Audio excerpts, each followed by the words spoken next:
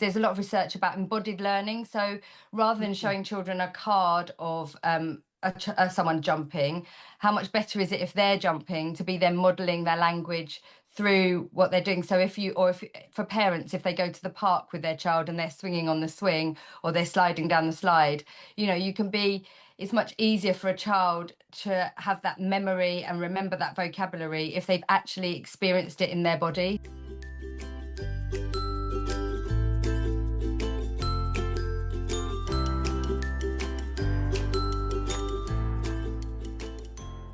Hi, I'm Crystal Luce, Professor of Education. And I'm Amy Ketchum, Pediatric Occupational Therapist. Welcome to Plant the Seed of Learning, the podcast where we merge education and medical models to bring you science-based, practical insights on all things early childhood. Whether you're a parent, teacher, therapist, or policymaker, we're here to help you support children from the start. So, good morning, everyone. We are so glad to have you with us this morning. We're going to start today with a fact or fiction. Parents should teach children to talk by more talking and repetition, and also including movement activities. Crystal, do you think this is fact or fiction? I think it's a fact. Absolutely, it is. So it was a little bit of a trick question because we threw in movement, and people don't often equate movement with speech and language, but um, it actually it speech and language is very closely linked to movement, sensory processing, regulation, and attention. And for many children, especially those who struggle with regulation or engagement, movement actually helps organize the brain and body so communication can emerge more naturally. So, we are so pleased to introduce our guest today, who is going to talk so much more about how movement is related to speech and language. I cannot wait to learn about this facet. It's very interesting to hear about movement as it relates to speech.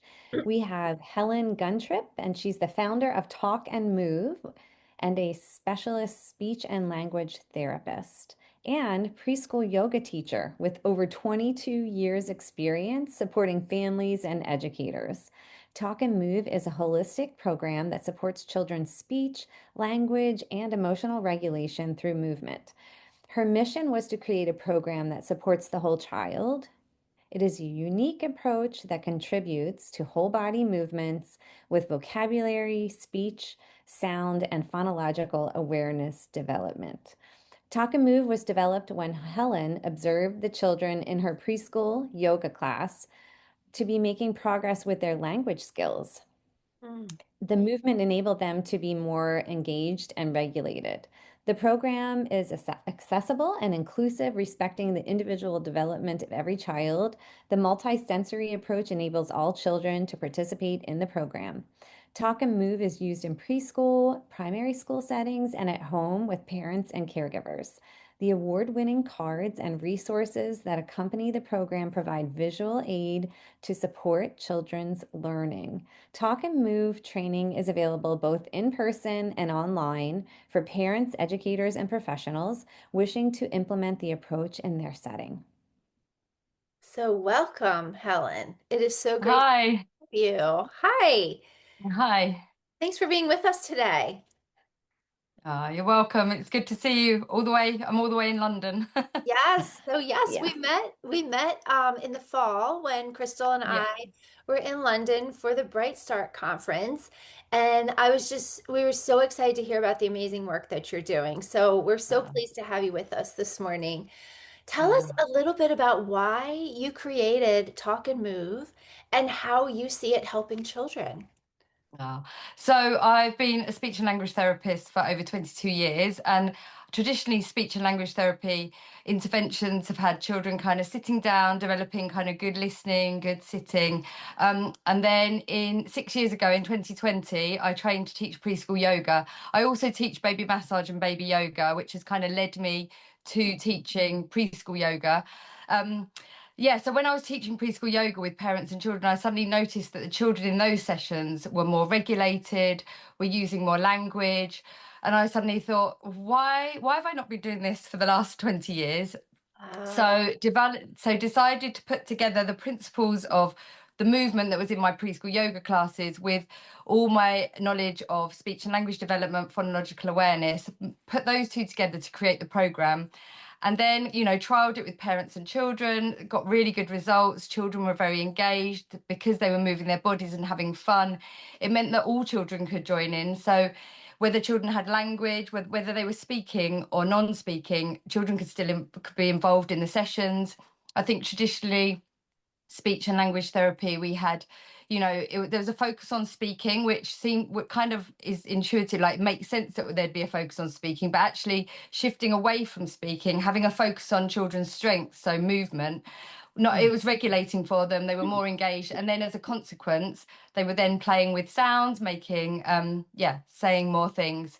So Mhm. that's how that developed. So it's to start with, it was with parents and children, and then now it's expanded out of trained nursery staff and primary schools as well, because they're seeing the benefits. Some children just aren't ready. In the UK, we start teaching phonics when children are 4, when they start in what we call reception.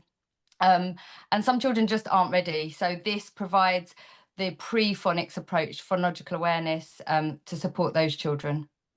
I really like that talk and move brings together communication and movement in a Yeah. really intentional way. And you explained so nicely about why this approach was so necessary. Mhm. So, can you further elaborate on how speech development is highly variable in children as they're developing speech at different time frames? What are some early signs that a child may need support with communication that actually show up first through movement or regulation challenges? So I think the key thing is when children are regulated, they are more able to engage in processing language. So I just feel like that is the foundation. So if you have got a child that is struggling to maybe listen or engage, then provide, rather than encouraging them to do kind of whole body listening or good sitting, good listening, I've shifted the approach to encouraging them to move, to do the things that they find easy. So rather than, encouraging their attention listening in that way, encouraging them to tune into their body, to feel emotionally regulated, whether that's through active moves. So the program combines active moves. So if children need kind of energizing and moving their bodies, or balancing moves, if you wanted to do something that was a bit more focused. So focusing on bilateral coordination, core strength, which we know are key for, being able to sit, being able to write, all those later skills. Often we're expecting children, as you know, as OTs, or Amy knows, expecting children to sit without core strength and core stability is a challenge in itself. So, and then there's also calming moves. So encouraging children to kind of lie down or do some breathing. So all those things. So I think, I mean, children can have it, just because if children are having difficulty, they maybe aren't speaking, or they're having difficulty with attention and listening, this, you can still use this approach. So it's not, so seeing those things and then working towards meeting them where they are. yeah. I think I think so often parents, teachers, therapists, we think of speech and movement as two separate developmental areas. Mm. So tell us a little bit more about how they're connected in the brain and body, especially in early childhood. Yeah, I mean, I think you're right. I think the disciplines we've traditionally, I think medical model of the way we work is having speech and language dealing with speech and language therapists dealing with children's speech and language, OTs dealing, supporting children's more emotional regulation and sensory integration. And I still totally respect that. And I think that joined up approach is so important, and that we do have different roles. But I think when we can learn from each other, I think, when children are moving their bodies, they're not having to focus on being sat still. So while they're moving, they're then able to, they then are more regulated and able to use their speech and language. The other thing is there's a lot of research about embodied learning. So rather than showing children a card of someone jumping, how much better is it if they're jumping, to be then modeling their language through what they're doing. So if for parents, if they go to the park with their child and they're swinging on the swing, or they're sliding down the slide, you can be it's much easier for a child to have that memory and remember that vocabulary if they've actually experienced it in their body. So I think embodied learning is a really key part of learning, developing vocabulary and learning. Yes. It's like that kinesthetic sense we do when we're teaching letters, where they actually use their finger and write the letter in the air. Yeah, So they're yeah, creating the movement with the sound and the name of the letter. And yeah, use it just, yeah, it's the sensory motor aspect, right? Incorporating yeah. more senses so that the neurons are firing off and building more of those brain connections. I love it. I love it. Yeah. And then I think also with the movement, so I try and incorporate sounds into the moves. So if you're pretending to be a snake, you're modeling that sound, and then children are much more likely just to engage with that, or roaring like a lion or buzzing like a bee. They're going to engage with those sounds and have a go at making them, but without kind of putting them on the spot and saying, make, make this sound. It's kind of more through a play-based approach. Yes. Mm. We love that, don't Oh, we, Crystal? oh, we love anything play-based. Yeah. And Amy, thank you for mentioning the tracing the letters in the Yeah. air. Really, when children are learning letters today, a lot of teachers are adding movement into the Mm, mm, process, and mm, it mm. just helps them hold and retain those letters so much more. Yeah, definitely. And I think that whole body movement, I think, yeah, you're right. Tracing with your finger is good, but getting your whole body involved is really good as well. Hmm. So sometimes children don't have the language to express themselves and they act out in undesirable behaviors. Have you found that movement helps with behavior? So we've talked about education and why it helps with learning letters, for example. Mm, How mm. does movement help behavior? I think behavior is always communication.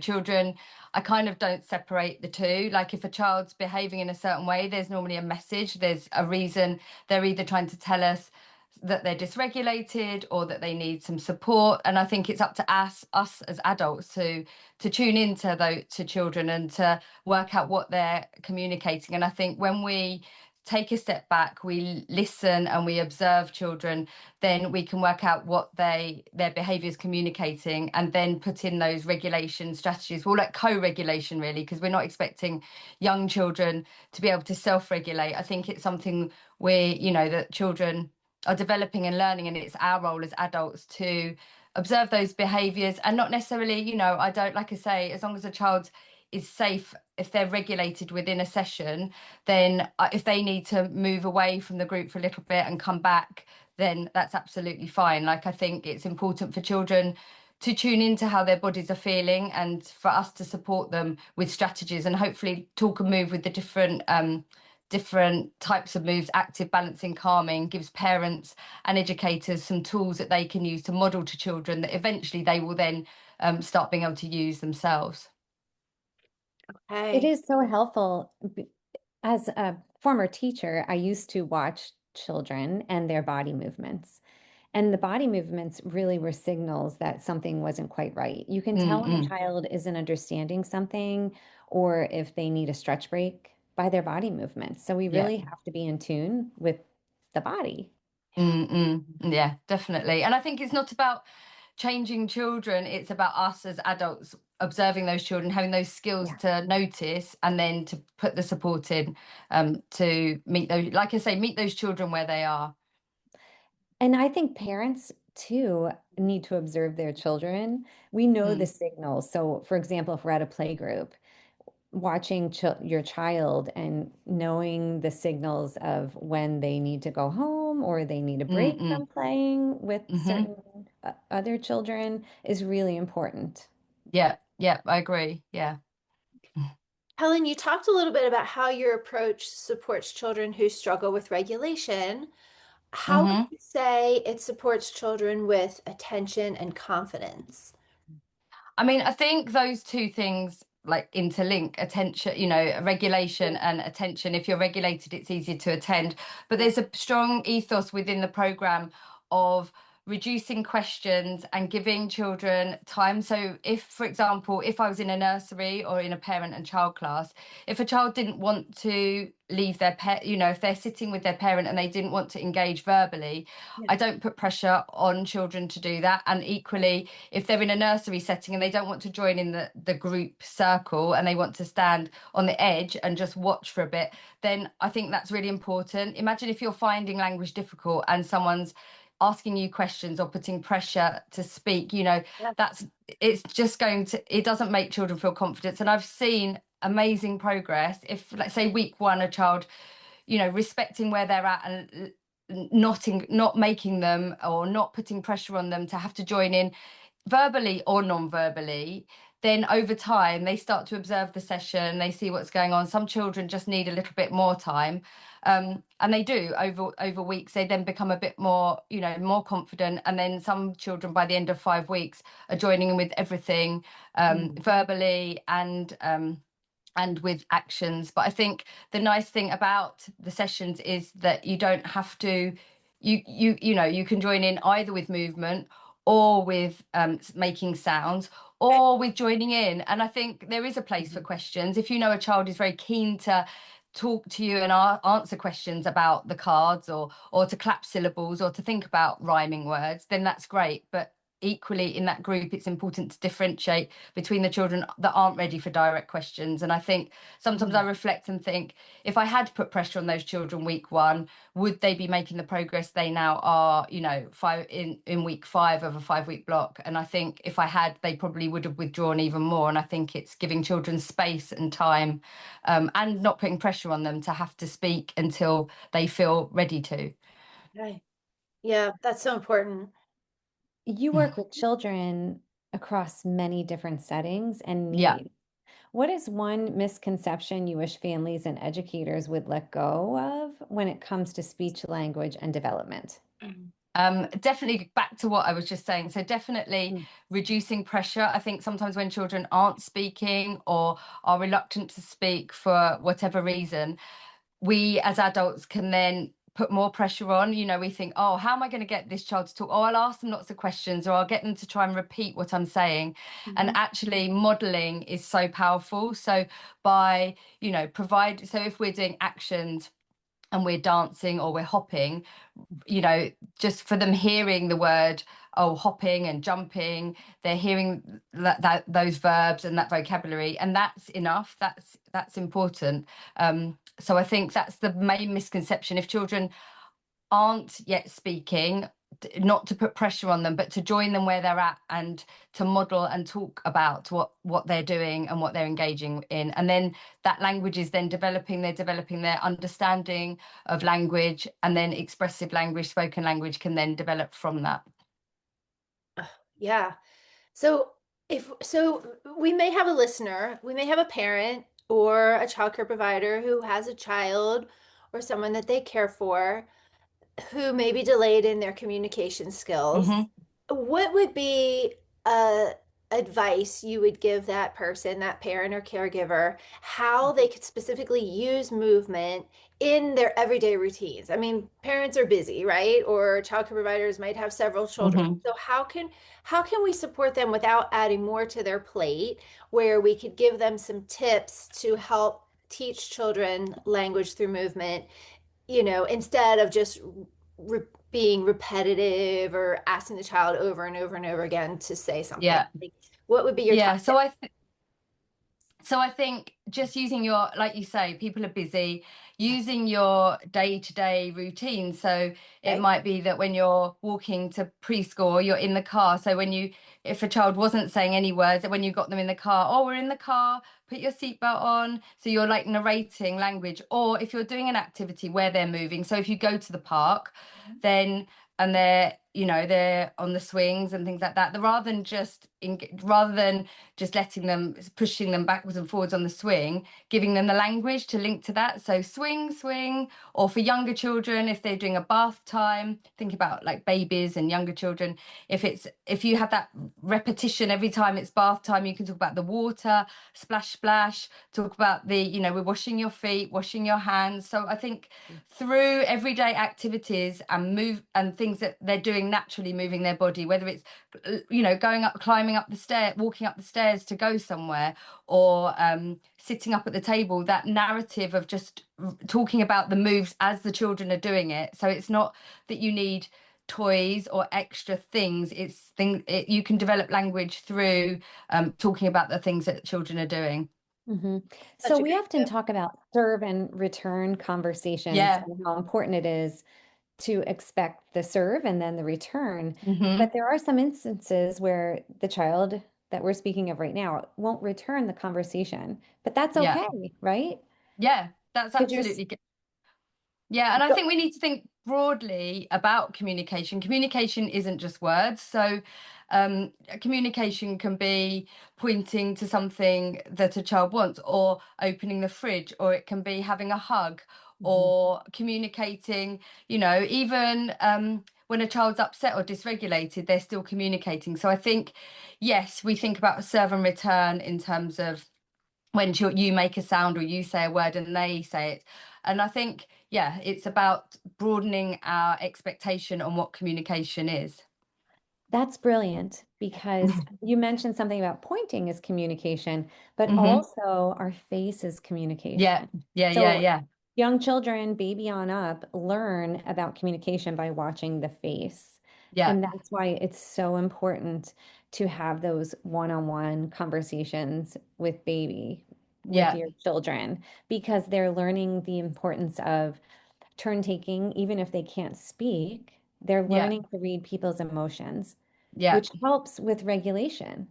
Yeah, absolutely. Yeah, and it starts from, you know, birth, from that, you know, talking to babies. And the same thing with children, even though you're not, maybe if they're not speaking back, you can still have that serve and return with sounds or with actions. And I think that's where movement comes in. You know, you can clap your hands, they can clap their hands. You can Love that. get, I think it's about connection. I think underneath all of this and all child development, if you're connected, whether that's with words or with movement, that's a really strong foundation for being regulated and learning together. Yes. And we're talking about that early bonding and attachment, right? That, Yeah, yeah, begins at birth. yeah. And I think, having taught baby massage, I see that. And I think, Amy, you teach as well, don't you, infant I do. massage?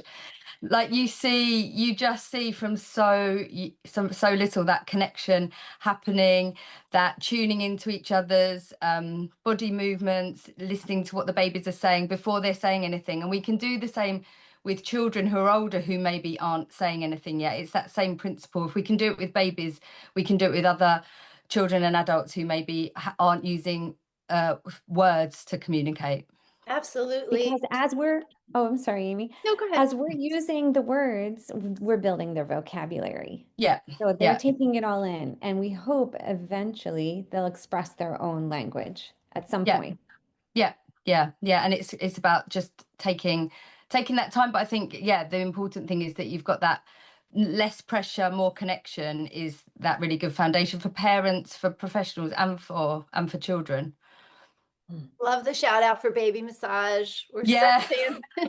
Oh, the potential for bonding and attachment and teaching the baby body awareness and that Mm, skin contact and building the brain connections. There's so many yeah, benefits to baby massage. And who would think yeah. massaging your newborn, you're creating a foundation for their speech and communication skills, but Oh, it's all connected, yeah. right? Absolutely. And I think when so I taught baby massage. My son's going to be 16 this year.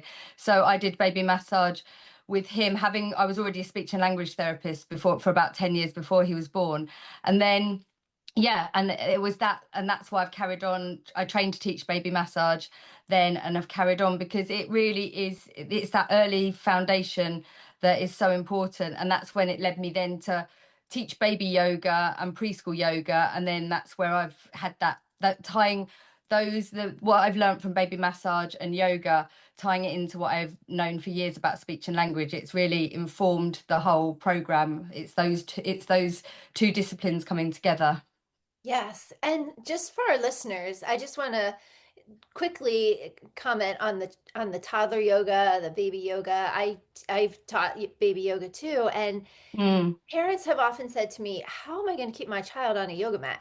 And it's such a different concept. If you're used to doing yoga yourself, I always think of the whole room is their yoga mat. They're going to move mm. everywhere, and Yeah, it's just giving them some structured movement. And there's so many benefits to it, sensory motor benefits, learning benefits, to baby yeah, massage and to yoga for young children. mm, And you can find videos on YouTube. You can yeah. look up videos, clips on how to do massage and yoga. So there's lots of Hmm. opportunities out there. You don't necessarily have to pay to go to a class, but Mm, you can do that at home. Anyone can do that at mm. home. Yeah. Yeah, and I think the missing piece of that was bringing into those classes songs, rhymes, syllable clapping, Yeah. vocabulary, like signing. So it was using that traditional way of teaching preschool yoga, but then bringing in all those other strategies that are so important for developing children's sound awareness and phonological awareness, which we know is critical for vocabulary and also those later reading, writing, spelling, and all those things. So I think it's bringing in those speech and language, traditional speech and language strategies with all that lovely preschool yoga. And I agree, the whole room is your yoga mat with that age, with those age children. Yes. And last week we talked to Darlene about movement in our two-part Hmm. series, and she does gymnastics and karate with children with, Yeah. to encourage movement, and talks about Mm, how that helps with learning and academic skills. So mm, there's so many layers to movement, and mm, so important. mm, mm. Yeah, There's and I so think many it. ways to teach early literacy through Yes. movement. The Yeah. mention of syllable clapping, that's something you can Mm, do in your car, not yeah. just while teaching yoga. There's so many ways to Yeah. add that into your Exactly. day. And it really Definitely. benefits children from beginning Yeah. age to third grade when they're trying to spell those bigger words. Oh, I remember how to clap the syllables. Mhm. Exactly that. It's so important. And sometimes I don't know in the UK that early phonological awareness can sometimes be skipped quite quickly through to get through to like starting learning the letter sound correspondence. But actually, you're right, for spelling, syllable awareness and phonological awareness is Mhm. absolutely critical. So it's really important. I'm encouraging early years educators to really focus on that before going into kind of the letter sound correspondence, because it's such an important foundation. Song, rhyme, syllable awareness, it's key. Yes. Thank you. Excellent. Do you have anything for our listeners, just one thing from today's conversation about movement and communication that you want to provide or suggest Um, for them? I think it is just getting moving with children. So it can be as simple as putting on some music, sharing a song, dancing, and then talking about, we're talking about dancing, moving our bodies. So I think it's about taking those movement opportunities in your everyday environments, and then building language into that, and seeing children, rather than seeing movement and language as two separate things, realizing that we can integrate that, and that's what we are. Children are whole people, and that we want to support with all those areas at one time. That is Thank such a you. great tip. We'll leave on that. So we loved speaking to you today. I think our listeners got so many great tips, and it's amazing the work that you're doing, Helen. Oh, thank you. Thank you so much for bringing your Thank wisdom you. to us here in the States. We certainly do appreciate it. You're very welcome. It's lovely to speak to you. You as well. All right. Thank Have you. a great day, Okay, everyone. thanks.